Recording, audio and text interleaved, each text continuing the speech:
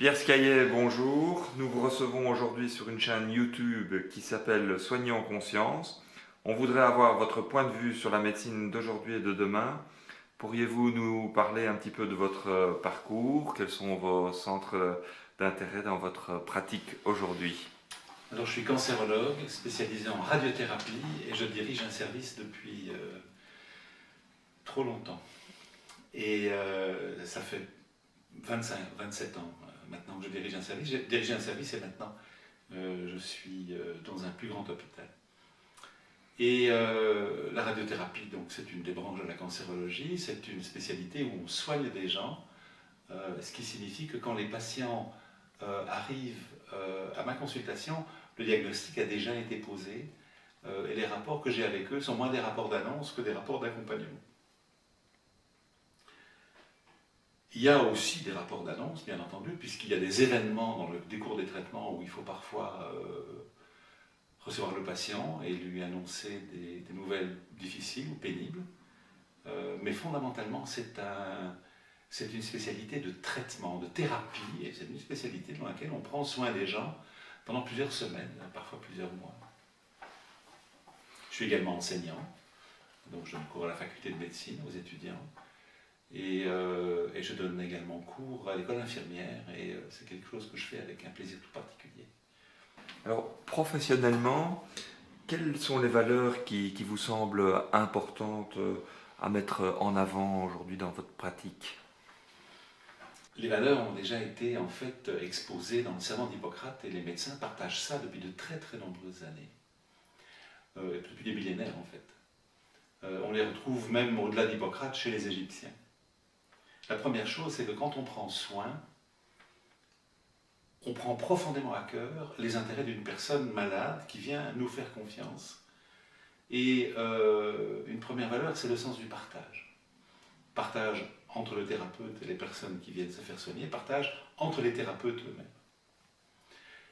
La seconde valeur, je ne sais pas si c'est une valeur, mais l'empathie me paraît fondamentale parce que développer sa propre empathie, d'abord c'est le travail d'une vie, on n'a jamais fini de développer son empathie, mais c'est cette capacité d'être non seulement à l'écoute des mots qu'on entend, mais d'être attentif aux expressions du visage, à la musique du langage, d'être attentif à tous ces éléments qui permettent de décrypter quel est le niveau de bien-être ou le niveau de détresse de la personne qui vient s'adresser à nous. La troisième valeur, c'est le respect.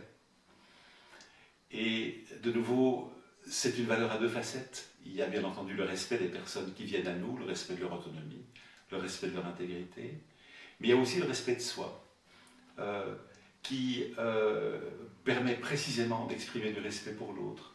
C'est très difficile d'offrir un respect qu'on ne se donne pas à soi-même. On s'intéresse aussi beaucoup à soigner en conscience, aux évolutions que l'on observe dans la médecine actuellement. Il y a de gros développements technologiques, une complexification des savoirs.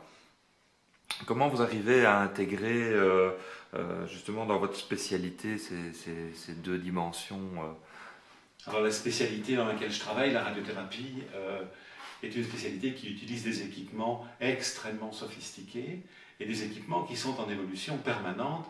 À l'heure actuelle, pratiquement tous les 6 mois, il y a une révolution technique qui se présente et c'est un devoir d'intégrer cette évolution technique parce qu'elle est au service des patients, au service des personnes qui sont soignées. Pour autant, les évolutions techniques sont simplement des extensions d'un outil. Personnellement, j'ai aucune fascination pour la technique. Je n'ai pas de fascination pour mon ordinateur ni pour la souris. Pour moi, c'est un crayon, c'est une extension de mon intelligence. Ça n'est strictement rien d'autre. Et une technologie qui n'est pas au service, à mon sens, des patients que je prends en soin, je n'en ai absolument rien à faire. Je n'ai aucun intérêt pour ça. Et donc, je comprends le développement de la technologie aujourd'hui comme véritablement une extension de notre capacité de répondre à de la détresse, à une maladie, à un besoin. Mais ça n'est que ça.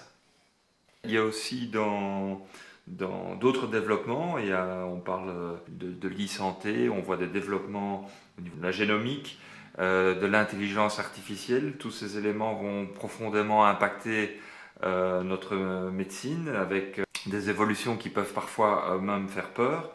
Comment voyez-vous cette évolution de la médecine à travers ces nouvelles données qu'on n'avait pas il y a 10-15 ans? Oui, oui, et ces évolutions ont un côté déconcertant. On parle beaucoup d'intelligence artificielle, on parle de machines qui apprennent, c'est-à-dire des systèmes experts qui s'améliorent eux-mêmes au contact de leur propre domaine d'activité, un peu comme nous le faisons quand on est enfant et qu'on acquiert des nouvelles compétences. Et je comprends tout à fait que ça entraîne une crainte, mais je pense que c'est une mauvaise compréhension ou une mauvaise lecture de la nature même de ces progrès. Il n'y a pas, à mon sens, alors j'espère qu'il n'y a pas, et en tout cas je milite pour qu'il n'y ait pas, quelque part, une pensée qui vise à remplacer l'action des personnes, à remplacer l'action des soignants notamment, par des machines, mais au-delà de ça, ça me paraît, à l'heure actuelle, parfaitement illusoire. Je parlais au début du décryptage de la communication avec une personne qui vient en consultation. C'est bien plus que les mots. Alors les machines aujourd'hui font des analyses sémantiques parfaites, mais elles n'analysent pas le phrasé, elles n'analysent pas la musique, elles n'analysent pas les hésitations. Et certainement, elles ne lisent pas les expressions de langage qui sont parfois en accord ou en opposition avec ce qui est dit, ce qui en soi est une information importante. Et donc le moment où ce sera un système expert qui va remplacer une personne, je ne le vois pas venir. Je ne vois d'ailleurs pas l'intérêt de la chose. Je vois pas l'intérêt de la chose. Je pense qu'à l'heure actuelle, on ne remplace pas un contact chaleureux par un microphone ou une caméra. Donc toutes ces évolutions, je les trouve prodigieuses, passionnantes, et chacune d'entre elles est simplement une extension de notre intelligence, de notre capacité à répondre à une demande. Ça n'est rien de plus que ça. Ce sont des outils. Ce ne sont pas du tout des solutions de remplacement. C'est des solutions d'extension de notre capacité d'agir. On demande à la fin de notre interview ce que vous souhaitez transmettre aux jeunes générations. Si vous aviez un message aux futurs médecins, aux futurs soignants, quel pourrait être Bon, déjà, ça se bouscule dans ma tête parce que si j'avais qu'un message, ma vie serait simple, mais non, j'ai beaucoup de messages. Mais j'ai tout de même utilisé plusieurs fois le mot communication. Et sans doute que c'est pas par hasard. Les êtres humains sont communicants, comme pratiquement tout ce qui est vivant d'ailleurs, mais nous avons une communication qui est particulièrement sophistiquée, précisément avec cette capacité de parler et de mettre des mots. Si j'avais un message à faire, ce serait ne soyez jamais satisfait de votre communication, travaillez-la.